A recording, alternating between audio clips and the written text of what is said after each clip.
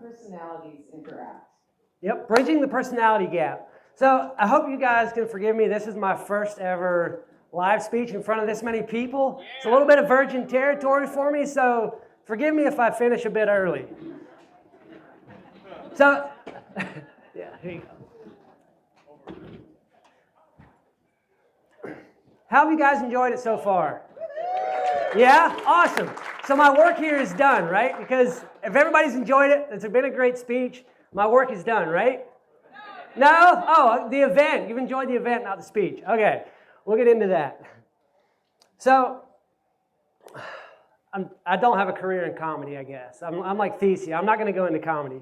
But you ever notice how different people are? Nicole referenced it a little bit as far as how people think and act and do and say and feel. You know, for me, when I went out to base camp that first time, I'm a get shit done person. But I internalize things. So that first day when I went out there and I sat there looking at the stairway, I'm going to get rid of this. I sat there looking at the stairway and I wasn't talking. You know, I was looking at it, I hemmed and hawed around. I kind of walked around a little bit and looked at what needed to be done. It's because I internalize things. I think internally before I verbalize it.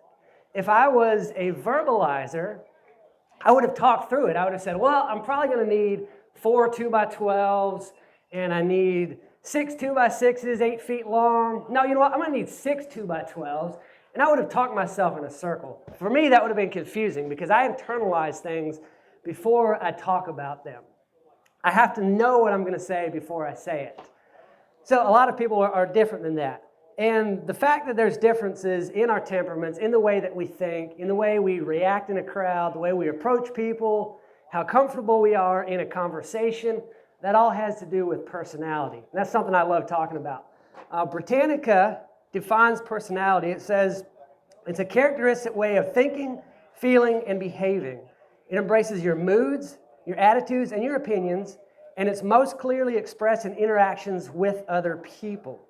It includes behavioral characteristics, both inherent and acquired, that distinguish one person from another, and it can be observed in people's relations to the environment and to the social group. So with that in mind, who all here has a personality? Everybody? This guy didn't raise his hand. He might not have a... No, everybody's got a personality, and we're all different. And that's kind of the beautiful thing about it. Some of us are a little bit more vanilla than others, but we've still got personality. And if you can observe personality, you can understand how to build stronger relationships, both in your marriage, with your kids, in business, in all the things. Like everything that has to do with people, which is nearly everything in life, you can use the understanding of personality to build a stronger relationship there, bridging that gap. That's why I call this bridging the personality gap. So there's a lot of different personality models out there. I'm partial to the DISC model of human behavior, which sounds a little bit boring, but I'm going to build a model for you today that's going to help you to understand how to use the information to better interact with other people. So, let's see. So we've got a big circle here which encompasses the whole of human personality. And if I just say, okay, this is personality and there's me, right? Here's Nicole, maybe this is Jack, this might be Tim, you might have Thesia over here, but you don't know how to implement this information or what any of that means. But if I draw a line through the center of it right here, then you begin to see how, you know, where people fit in on the model just a little bit better. Like you're like, okay, so now I obviously know that I'm down here. I'm underneath the midline. They're higher above the midline. But you don't know what that means. So there's a couple of questions that we can ask to kind of determine where we find ourselves. And as I build this model, I'm not putting anybody in a box or trying to define somebody or put you somewhere like label. We're not adding labels. It's just something to understand people better. But what we can do to understand where we fit in here is ask ourselves, am I more outgoing or am I more reserved? I'm just going to, my spelling and writing is not my strong suit, as you can tell. I did not get the art in the family. So an outgoing person, they tend to speak and move with higher levels of energy. Their facial expressions, they have more passion, and they're just big gestures. They're all out there. They're all over the place. Reserved people tend to speak a little more quietly, less forcefully, and they're a little more guarded in their expressions and what they say and do and all of that. Nicole told the story of me at base camp. So if she had known this model here, she could have told by the way I was approaching building the stairway, because I stood back and thought about it. And it took me a while before I said anything. She would have known that I was more reserved because obviously I'm standing there not saying anything. I'm not talking it out. So outgoing people, again, are fast-paced. They're involved in what's going on, energetic, optimistic, positive, and enthusiastic. Their focus is on talking things out. Okay, they say things. My wife is the outgoing type. And it's like her brain doesn't produce words unless they're coming out of her mouth. They have to come out of her mouth for her to know what's going on in there. For me, I have to think of the complete sentence, and then is that worth saying? I don't know if I want to expend the energy to say that or not. The whole sentence has to be formed. Otherwise, I don't say anything at all. And I think there's a lot of people that, you'll identify with the outgoing or the reserved side of things. So I was going to tell the story that Nicole told, but she beat me to it. So the other thing that we can ask ourselves, this gives you a little bit of information here, but do y'all like pie? Who likes pie? I like peanut butter pie, right? Any other peanut butter pie lovers? Thank you, yes. This is the personality pie, not a peanut butter pie, I'm sorry. But draw a crosshair here.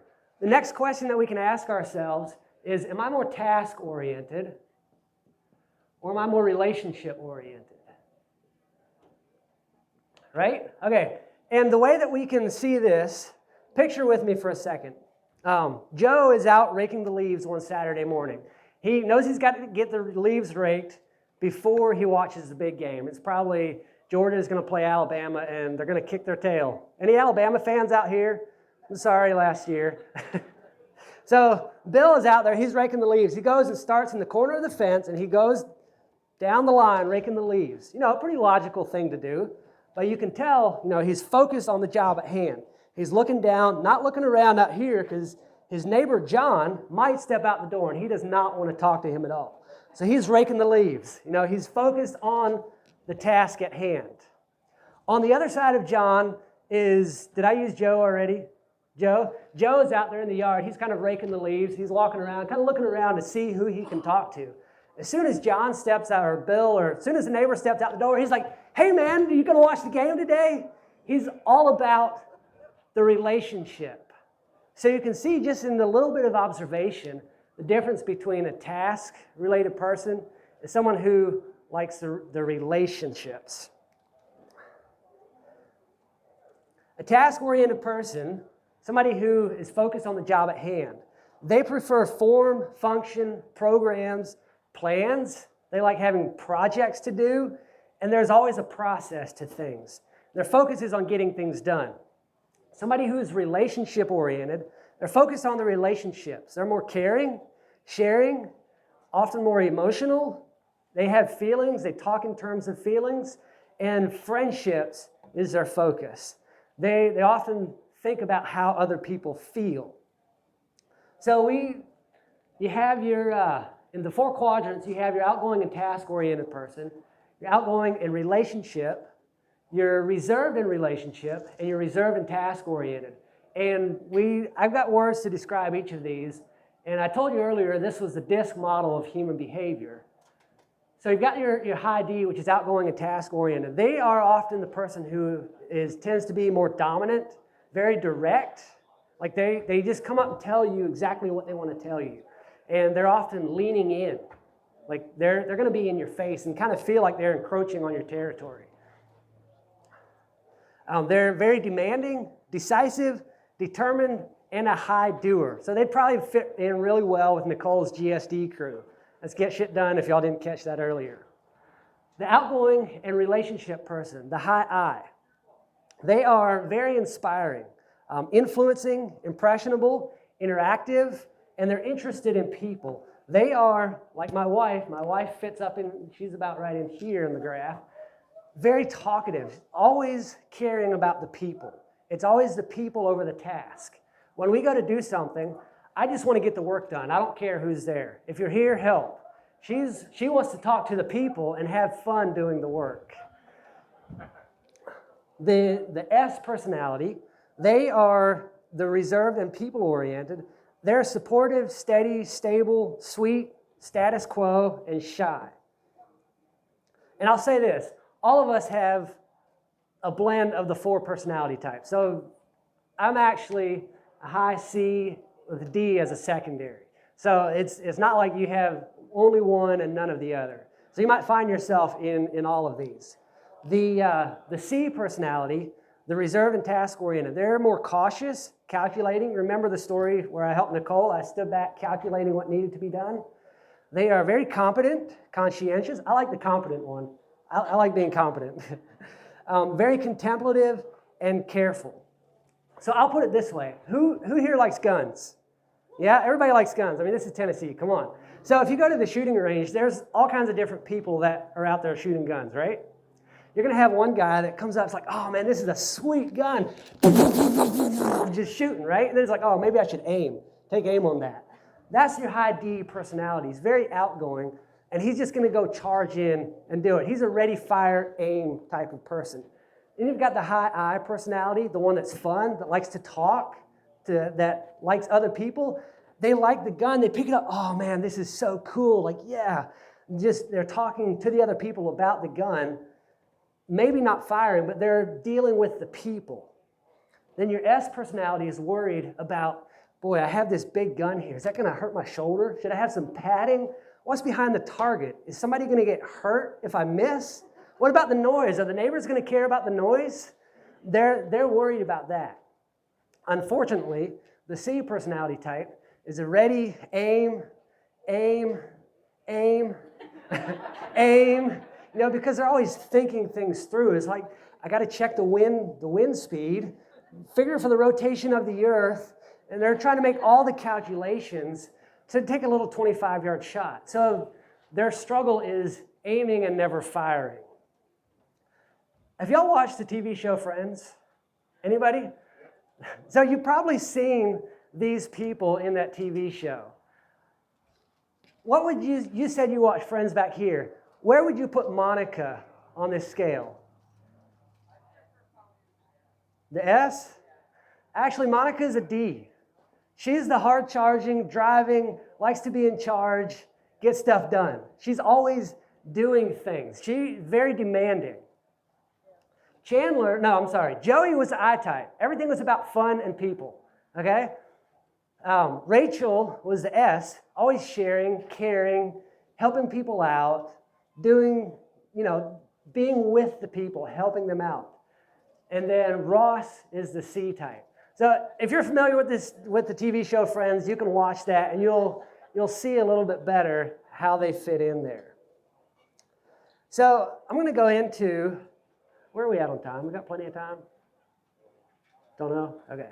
I'm going to go into some of the basic motivations, the environment needs that each person has, and how they respond, or the type of people they respond best to, because just knowing this information can help you to see where people are at, can help you to understand people a little better, but you don't know how to adapt that information to create those stronger relationships, right?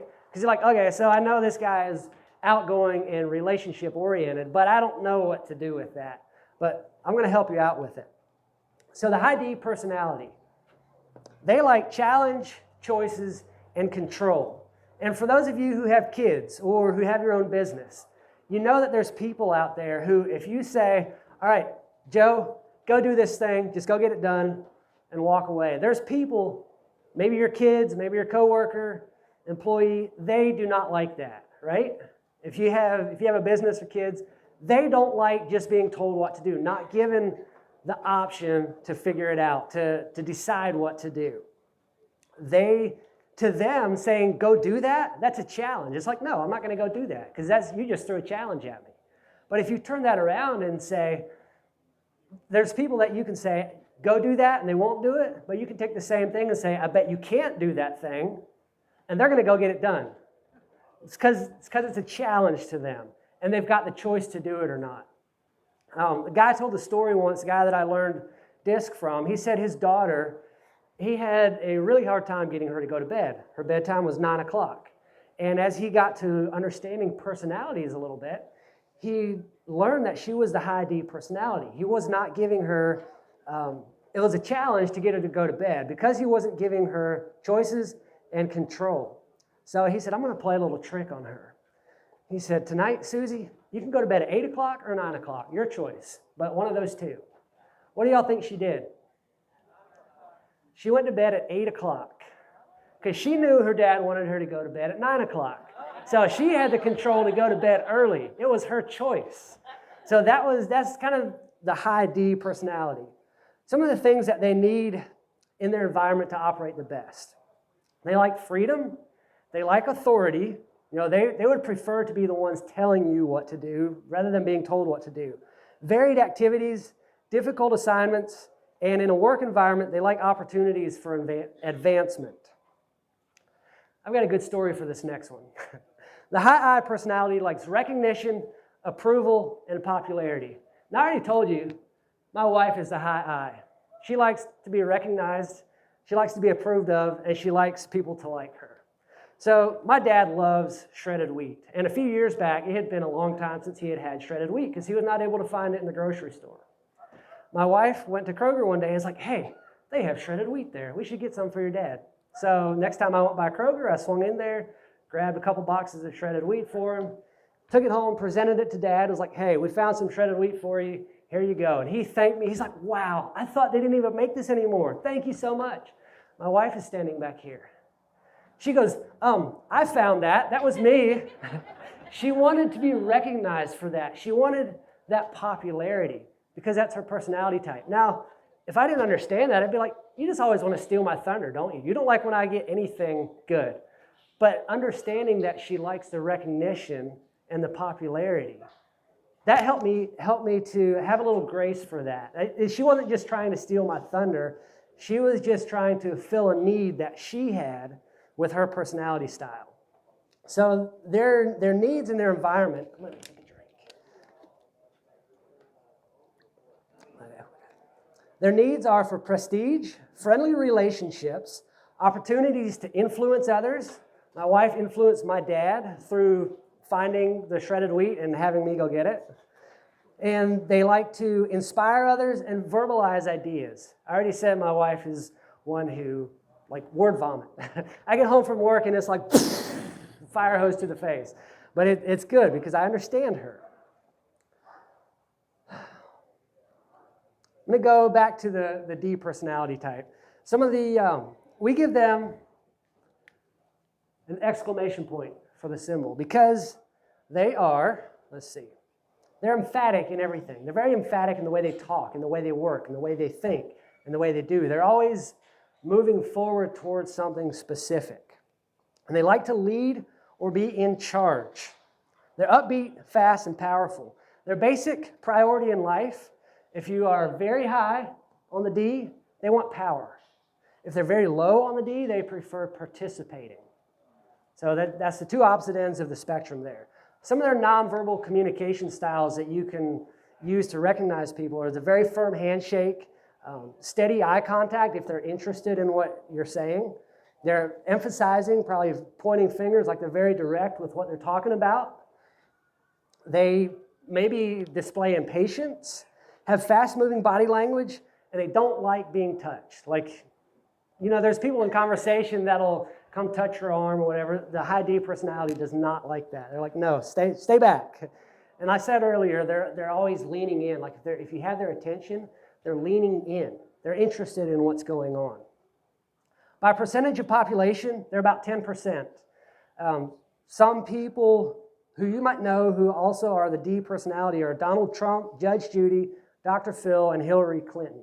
So that you can see in the public sector, some people that fit that. Going back to the I personality, which I described a little bit, they get a star because they love the recognition and the popularity. That's my version of a star. They like to persuade others to their way of thinking, and they're very good at it because they have all the words to say. Like, they don't have to think things through to talk.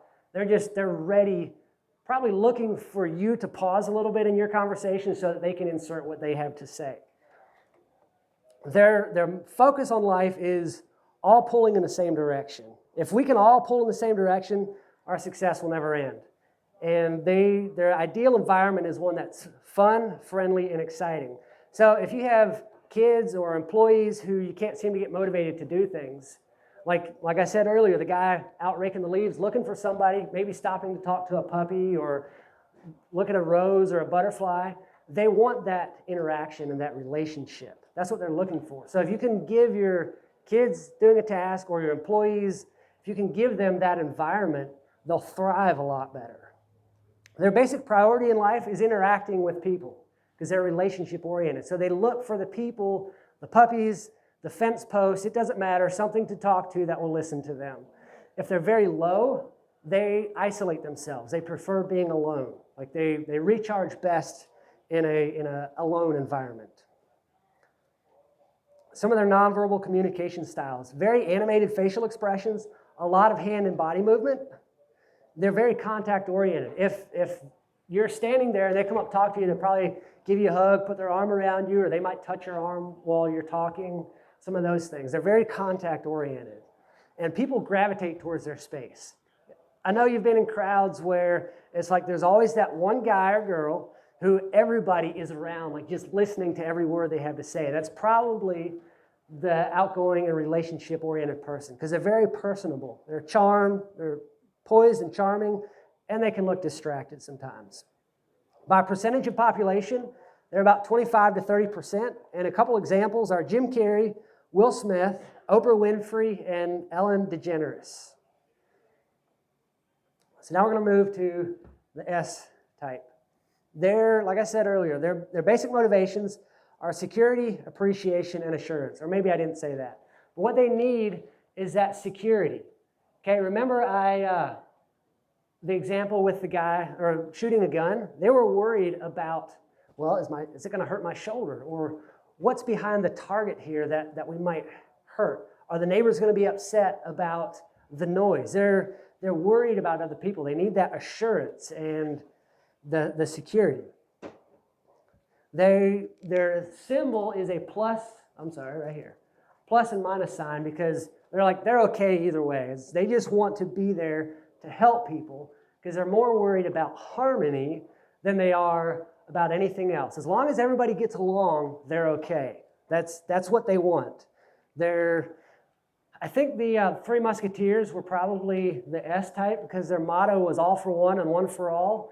Everybody together, like all in harmony. And their ideal environment is one that's predictable, stable, and harmonious. They like to know what's happening. The I personality is very spontaneous. They might say, hey, let's jump in the car and drive to Florida this weekend, or in 10 minutes. Like, I'm ready to go, let's go. The S personality, that doesn't work for them. They need to know at least a week in advance. They have to see it coming down the pipeline for them to prepare, to feel like that's something that they can do. Their basic priority in life, if you are very high S, is routine. And if you're very low in the S, which would be the opposite end of the spectrum, they like change. So you can see the two differences there. Nonverbal communication styles, they wear low-key colors, conventional styles, conventional vehicles, maybe drive a minivan, intermittent eye contact, gentle gestures, patience, slower-moving body language, and they're very reassuring and supportive.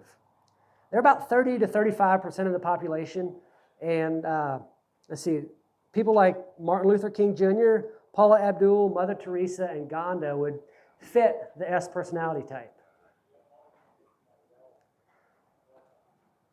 On to the C, the cautious personality. Their motivations in life, the things that they need, are quality answers, excellence, and value. Something that they're really good at is asking questions. I'm a high C personality. Somebody once asked me how many questions a C asks, and I said, well, how many questions are there? They're going to ask a question back to you. They like clearly defined tasks and explanations. It's not a, hey, I need you to go take care of that thing out there and no details. They want all the details so that they can fulfill your expectations. And I apologize if I'm spending a little more time on this one. I'm more familiar with that one. They like sufficient time and resources to accomplish a task. Team participation is high for them. They don't like taking risks. Although they will take a very calculated risk, they're not somebody who's likely to go cliff diving or skydiving or something that the high D personality might do because they like that excitement. Again, their symbol is a question mark because they ask all the questions. How many questions are there? They like consistent quality and excellence. And that's probably why, for me, in construction, why I can build a good name for myself, because I like quality. I don't like doing things half-assed. It's going to be done right. They say in any service-based business, you can have three things. You can have it cheap, fast, or good. I try to only be good. I'm not very fast because I'm going to take the time to make sure it's done right, and I don't like being cheap because then nobody's happy. You have to be fast if you're cheap. So I like the quality. Their focus is that anything worth doing is worth doing right. And they often think that they're right. Even if they let you win the argument, they're like, yeah, but I'm right. And they might not say it. And their ideal environment is one that has procedures, accuracy, and quality. So if they are in, say, a work environment that doesn't have clearly outlined procedures in place for how things get done, you'll probably lose them because they like the procedure. They like the step-by-step. They need to know what needs to be done and how you like it done. A high C personality, they like facts. Like, tell me the facts. I don't care about your feelings. You know, those come later. I want the facts. So a low C is on the feeling side of things. But nonverbal communication styles are very formal and conservative, probably faultless grooming. I don't do that. They have very conservative clothes with matching accessories, non-emotional, that is me, few facial expressions, few gestures, and the ones they do are very controlled. They're not like all out here like the I or the I and the D personality. They're very controlled in their gestures and how they move. They're slower moving and they're very assessing. Like Nicole said, when I came to do her stairway, I stood around and kind of looked at it a while. I was assessing what needed to be done. And they will retain their ground in stressful situations if they can rely on concrete facts. If they know they're right and they can present you with the evidence, they will stand their ground. By percentage of population, they're about 20 to 25%. And people like Diane Sawyer, Clint Eastwood, Tiger Woods, and Martha Stewart are also the high C personality. So that's pretty well the end of my notes. What questions do you guys have? I'll do my best to answer. Also, for the Zoom people, oh, wait. So you just snuck that in without Hatch being here, dude. I did. You did, okay. For Zoom people, if you have any questions, please put them in all caps. And yes, the t-shirt for my Zoom friends is now on selfreliancefestival.com. There's a big red button. If you scroll down a little bit, if you want to order t-shirts, shipping is included in the U.S. If you are not in the U.S. and you want to buy the shirt, and then I will reach out to you on what your shipping price will be, because that is country specific. Okay, what questions do we have for Ken? Have you observed people changing where they are in their life? A little bit. A lot of that has to do with your environment that you're in. So most people have a natural style that they carry throughout life. There are the rare people that can change, but a lot of that has to do with the environment. So while I'm here for the weekend, while I'm not a people person, typically, here I am a people person. I've talked more this weekend than I probably have in the last month combined. So a lot of that has to do with the environment that you're in. Other questions? Do you have anything from Zoom? Where did you get the disc program? Where did you get the disc program? So what I studied is called Personality Insights. You can go to personalityinsights.com. If you're interested in an assessment, I do have a link where you can go. I do get a little affiliate commission on that, so that's What's your available somewhere website? around here. My website for that one, it's on the link. It's a complicated Okay, link on that one. there's a So link. there's a All right. link. No, but you have the link on your website, right? Yes. What's your website? Website empoweringforwardmomentum.com. The hardest, longest name ever. I don't know why. Empoweringforwardmomentum.com. Go there and use that link, and you can pay this guy a little bit of value for value just by clicking on a link. That's pretty cool, isn't it, guys? Any other questions or comments? Hey, Ken, how would you say the best approach is, you being a high C, I'm being a high C, how would you say the best approach is to evaluating the interactions that you're having with others, quickly assessing what they are and learning how to relate to them? So the question, it was very long, Brian. The question What's is, the best way to pick up someone's personality type that you're interacting with? okay, so when you're interacting with somebody, what's the best way to quickly assess what their personality values are so that you can have more productive interactions with them? So I'll go back to the graph here. You've got the outgoing and reserved, task and people oriented. So if you can see that somebody is more outgoing, they're a lot faster paced, they're moving, then you know that you need to be fast paced with them as well, right? You're probably gonna lose them if they're faster paced and you're very slow, methodical. If they like task, if they prefer getting the job done versus talking and you're a talker, they would you just go over there and talk and let me do the work.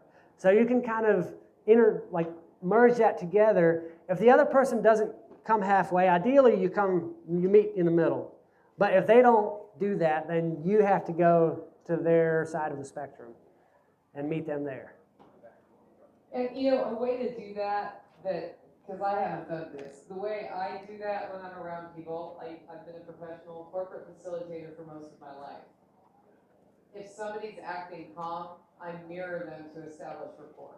I don't even think about it. I do it naturally. I will act calm.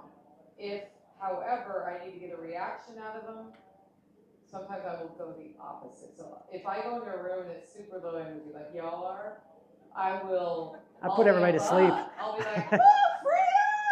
I'll just tell everybody stand up. We stand up. And it depends on what reaction. Do you want to establish rapport one-on-one? Do you need to motivate action? Likewise, if somebody's super hyper like John, and we need to get something focused, I might act more calm around him because it does influence people. It's not meant to be a manipulation, but sometimes the outcome you need, you can just go with body language. Any other questions? Yes. Like tips for, say if you're interacting with someone who's very outgoing and domineering, and you're on the other spectrum, it's like, how do you break into that? Because they're just always. Okay, so the question is, if somebody's very domineering, very powerful word right there. Domineering, how do you break through that if you're a naturally less domineering personality? That's a good type? question. And sometimes it can be hard to break that if it's a relationship that's not healthy. Like this obviously is not that. Yeah. Work. Yeah. Just always taking charge, and you just can't even, Yeah, somebody's always taking charge. How do you break through? Well, let me ask, are you the one that's supposed to be in charge? Are you the leader? So you're the supporter for them? Well, if that's your natural style, if that's where you work the best, because how you work has to do with your personality as well, then be the best helper that you can be. What's the problem? Do you need to take charge? Well, there are times where I feel, like I'm trying to just get a point across, but they're just, maybe even the conversation, Gotcha. Mama Sauce. Yeah. I feel like I want to raise my Mama Sauce, you're in the So house. sometimes in that situation, you just have to start talking because their conversational style is to talk. And if you pause in your conversation, they're going to start talking. So just start talking, interrupt them. That's a natural part of their conversational style. You're probably like me in that if you get interrupted, it's like, well, they don't care about it, so I'm done. But that's, for a lot of people, that's a natural conversational style is, I have something to say now, so I'm going to say it. A verbalizer is very excited by the conversation, so they interrupt you. I'm a verbalizer. And I try really hard not to interrupt, but the minute the thought comes in my head, I explode. And I'm like, oh, another story! And I think sometimes people are just being rude and don't respect you, but sometimes that's what it is. Mama Sauce has to work with me. She's the opposite of that, and we do this event, and she does this. Let me finish my thought. Doesn't piss me off. I'm like, valid. Yeah.